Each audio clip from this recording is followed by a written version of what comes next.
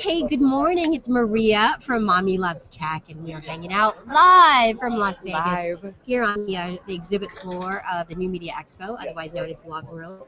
And it's day one. Actually, it's the first day of the expo.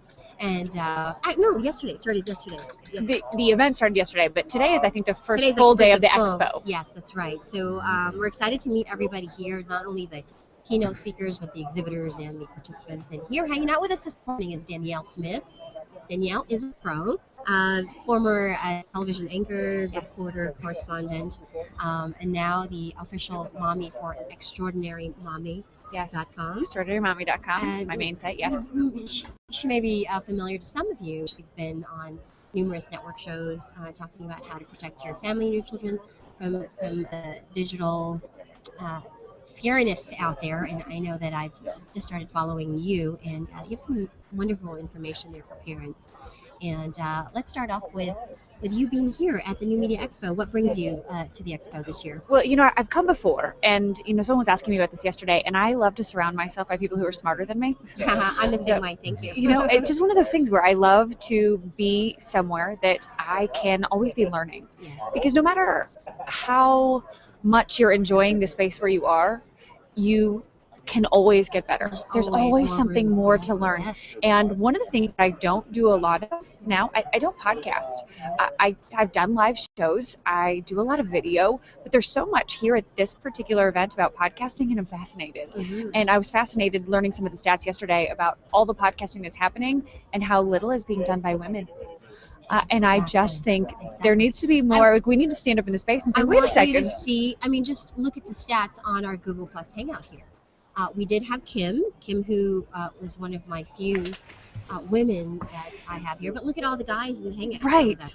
Right. And they're from all over the world. So it's kind of a good example. And I see your point exactly. But where are the women? And they're coming. Right. They are coming. And there are a lot of moms in this sphere. So I'm really proud to say that we are one of them. So Absolutely. I'm really excited about that. Well, and it's amazing because when I first came to, when this was Blog World, when I first came a couple of years ago, and I'd been to a lot of mom-centered conferences, and I first came to this particular event, I walked in and I went, it's all men.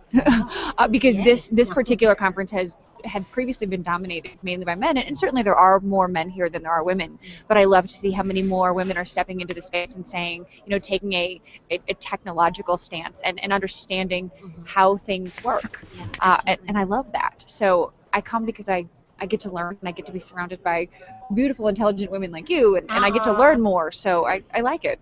And this is what I love about Google Plus, is that we get to share this information with people from all over the world, and we get to do it face-to-face.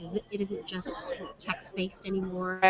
It's all visual, and that's really where I think, we went from podcasting, which is still very popular, but I think video is really... Video is my favorite. Yeah. Video, it always has been my favorite. I think when I first started Extraordinary Mommy about 5 years ago, I started it as a site and didn't realize video wasn't as big then. And once I realized that video was jumping into the space I thought, I can do that, because my background was in television.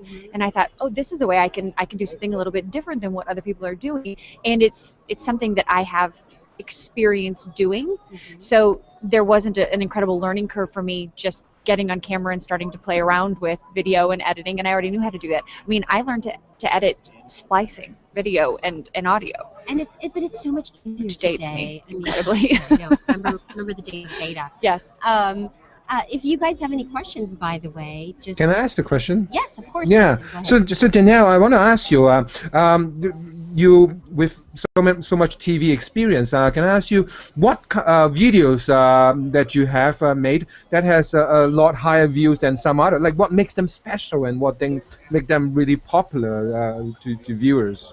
So the videos that I've done that have a higher viewing percentage, I would say, are ones that are more interactive, ones that make people laugh. One of my most popular videos that I have on my YouTube channel is actually one that I did with my son, and we interviewed the gentlemen who are the voices of Goofy and Mickey online. And so we have this audio interview that we're doing with them, and my son at the time was 3 years old. And it's one of those videos that my son's facial expressions are just so dynamite because he is so engaged. And so I did it. I had two different cameras. I set up a camera. I have our webcam, and then I have a separate camera on my son too. And I just edited the video back and forth together. My other videos that do well, I did a lot of how-tos, how to get on camera, how to work on your lighting, how to be comfortable on camera, how to, you know, set up your shot. And people have found those useful, because I know that with people trying to decide whether or not to get in the space, people have fear about putting themselves on camera.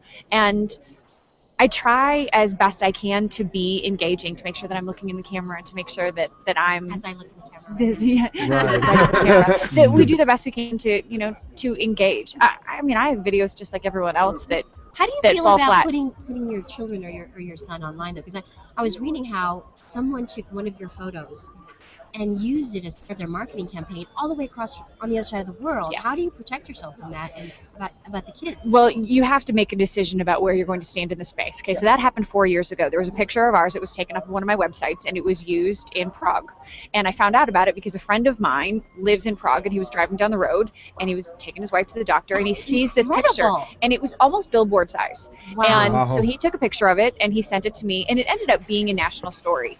International Yes, story. It was yes. in like 300 publications worldwide as a cautionary tale, so to speak. Now, that particular picture has been stolen from me almost half a dozen times at this point. I Wow. regularly have to search So for how it. do you? Because a lot of these guys, I mean, Justin, all of you actually Yeah. post regularly some amazing, beautiful photographs online. How do you protect yourself from being a victim of Well, you have this crime, really? you have a couple of options to minimize it, but it really and truly is impossible to keep it from happening altogether, because people can screenshot. So you can post your images in a lower resolution, because that was my number one error.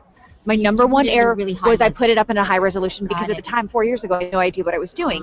And it was a friend of ours who did our family photos. It was actually a picture we used for our Christmas card. That makes sense. And I posted it in really high resolution. I actually labeled it, "This is our happy family." So I did would you two things suggest wrong. putting like a watermark on all of You your know, people photos, or- do put watermarks on them, but I can tell you, anyone who's experienced with Photoshop, they can get rid of it, or So they can crop it. That's actually really good advice about not putting it up as a high res. You put it. photograph. That's what made it possible for them to blow it up into Got that. it. They blew it up almost billboard size.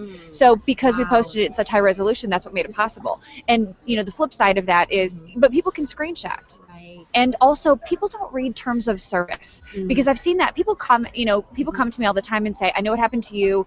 This is what's happened to us." And I'm finding that what's happening, people are joining networks. And I'm not going to use Facebook as an example, but one of the things that happened to me was that picture I had posted on a Ning site, which is a community site, and it was password protected. So I assumed that the back end of it was protected, and it wasn't. So when I posted, "This is my happy family," that picture was archived on Google under Happy Family.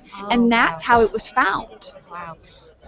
Listen, we're running out of time, but if you want more information on this, because this was fascinating to me when I was reading it on your blog or on your website, but check out Danielle Smith's website. It's called extraordinarymommy.com. Yes. And you've written numerous books as well. So Yes, I've got Mom Incorporated, and then I'm also writing Social Media Engagement for Dummies right now. Yes. So check it out. Danielle, thanks so much for hanging out Thank you for with having us. me. I know there's a lot of exhibits and conferences going on, so I know you have to get going, and we're going to talk to some other people here as well. Let's take a photo before you go. Perfect. Okay. 1, 2, 3.